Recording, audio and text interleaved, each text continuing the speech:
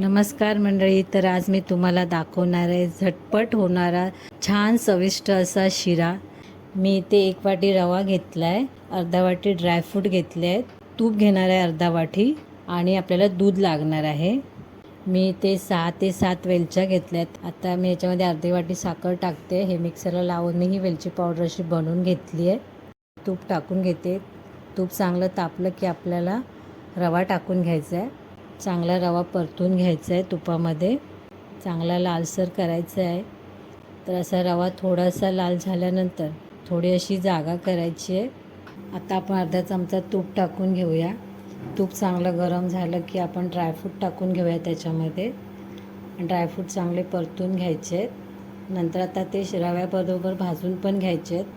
हा बघा, असा आपला मस्तपैकी रवा भाजून झालेला आहे. आता या कढईमध्ये मी 1 वाटी दूध घेतलं आहे आणि मी 1 वाटी पाणी घेणार आहे. ज्या वाटीने आपण रवा घेतला आहे त्याच वाटीने सगळं प्रमाण घ्यायचं आहे आपल्याला. तर इथे दुधाला उकळी आलेली आहे. तर आता मी रवा टाकून घेते. रवा टाकून चांगला परतून घ्यायचा आहे आपल्याला.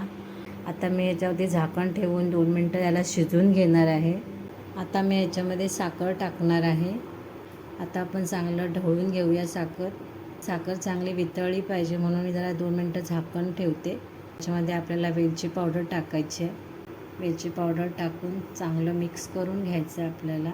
2 मिनटं मी परत झाकण ठेवते आणि असा आपला मस्त शिरा तयार झालेला आहे.